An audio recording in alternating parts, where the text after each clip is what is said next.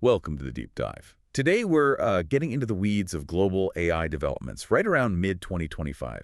We've gone through a pretty detailed global AI developments mid-2025 briefing, plus some other interesting news snippets from July 13th and 14th. Our goal?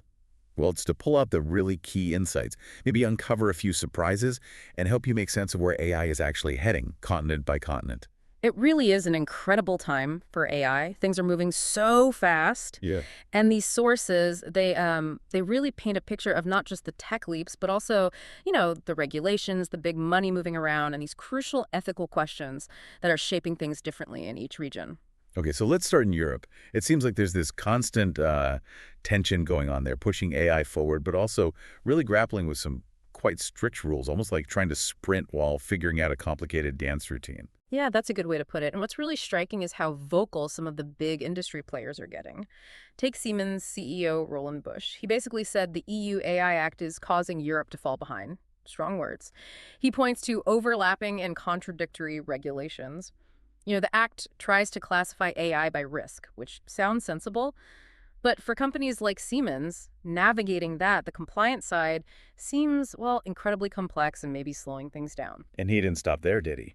Called the EU's Data Act poison for digital business models. Wow, why poison? What's the issue there? Right. The Data Act aims to make industrial data more accessible, unlock its value. Good intentions again. But companies like Siemens and SAP worry it forces them to share too much, potentially proprietary data, with competitors, or that the rules are just too unclear. They argue Europe has this amazing data treasure, but these rules make it hard to actually use it effectively. So yeah, they're pushing hard for first-perform data rules. They need clarity to innovate. A real balancing act, then, between opening data up and protecting businesses. At the same time, the ethical conversation is really gaining momentum, and not just from regulators. The Vatican actually hosted a roundtable, Technology and Ethics, at Google, Meta, other big names there. They came out with 8 guiding principles for AI, big focus on human dignity, saying large model training mustn't violate it. Their slogan, ethics before innovation. That's quite a statement. It really is. And having a voice like the Vatican weigh in so strongly, that carries weight.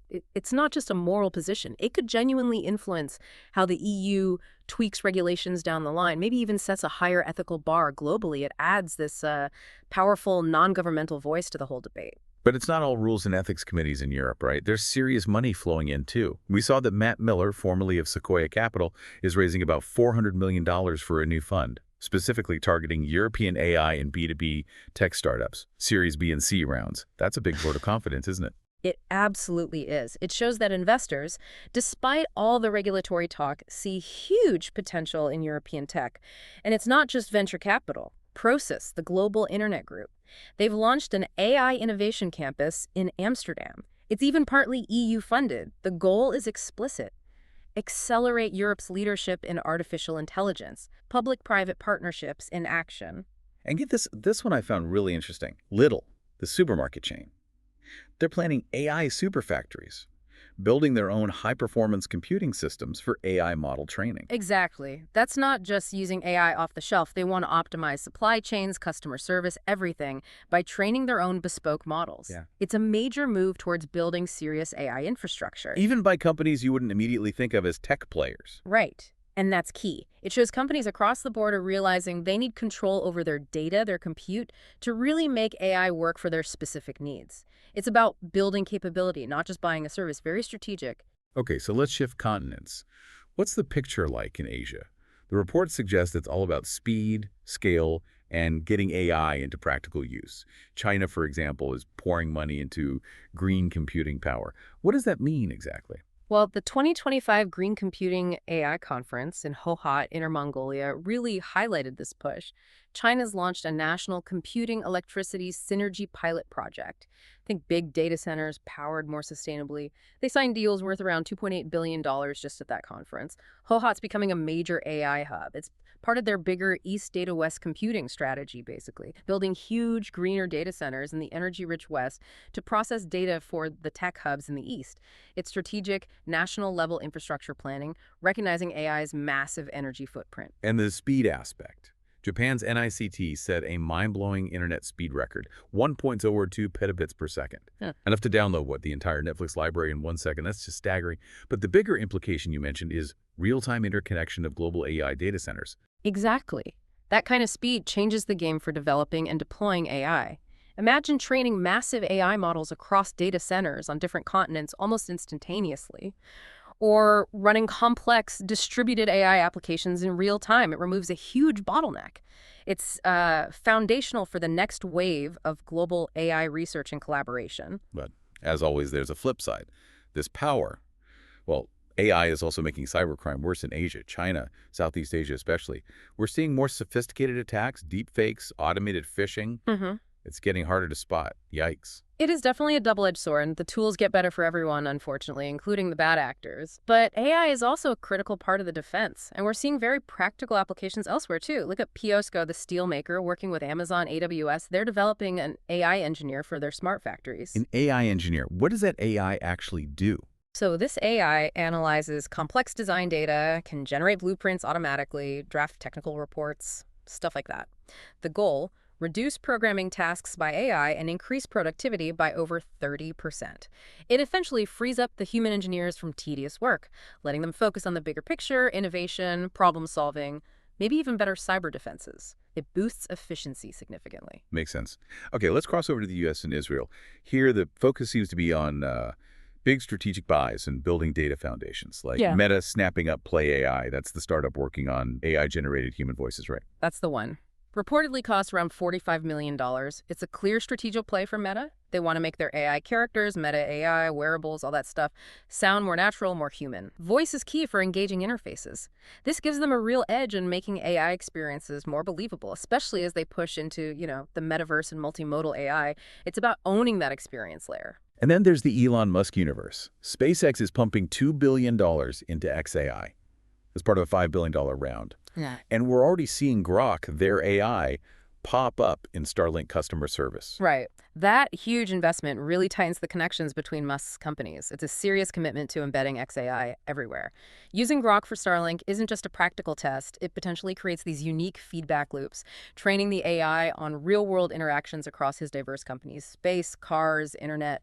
That kind of vertical integration, that access to proprietary data, could give xAI a significant advantage. It's a closed-loop strategy. Meanwhile, over in Israel, the government's stepping up, putting $13 million into developing high-quality databases specifically for AI and making them accessible to researchers, companies, with a special focus on agritech. Yeah, this is really smart strategic government investment. Everyone knows high-quality data is the absolute bedrock for AI. Without good, clean, diverse data, the best algorithms are kind of useless. By building these databases, especially focused on a critical area like agritech, think climate change, food security, Israel is actively cultivating its AI ecosystem. It shows they really get that data is the essential fuel for AI innovation, particularly for tackling global challenges. Yeah, fascinating stuff. Finally, let's look at India. They seem to be forging a really unique path. The World Health Organization, the WHO, actually recognized India for its efforts in integrating AI with traditional medicine, specifically Ayush systems. Yes, this is genuinely groundbreaking. Ayush includes systems like Ayurveda, yoga, traditional practices. India is using AI not to replace these, but to enhance them. Improve diagnostic accuracy, personalize prevention plans, manage health better within these traditional frameworks. They're even developing things like Ayurgenomics, combining modern genomics with Ayurvedic principles to predict disease risk. It's quite pioneering. So it's about bringing ancient knowledge into the digital age, making it more rigorous, more accessible. You mentioned platforms like SAI and Namaste. Precisely. A lot of traditional knowledge is in ancient texts or it's qualitative, hard to systematize. These platforms, SAI and Namaste, use AI to analyze those texts, clinical data, patient outcomes, basically structuring the unstructured. They're trying to understand the molecular basis of traditional remedies, see if they hold keys for modern diseases. It's really about building bridges. India is becoming a global model for integrating traditional wisdom with cutting-edge AI, preserving heritage while advancing healthcare. It shows AI can connect past and future. Okay, so quite a whirlwind tour there. Let's try and pull it all together. We've got Europe doing that complex dance between innovation and tight regulation, but still pulling in investment. Asia is all about speed, scale, green compute, practical factory AI, while also fighting off AI-powered cybercrime. The U.S. and Israel are making big strategic tech acquisitions and laying down those crucial data foundations. And India, carving out this incredibly unique space blending AI with centuries of traditional medicine. It's clear AI isn't just one thing globally. Its development is really being shaped by different regional needs, philosophies, and priorities. Absolutely. And if you zoom out, you see these common threads running through it all. One, the absolute necessity of robust infrastructure networks, data centers. Two, the critical role of high-quality, accessible data keeps coming up. Three, this ongoing global conversation, this tension around ethics and regulation. How do we manage this powerful technology? Everyone's grappling with it differently.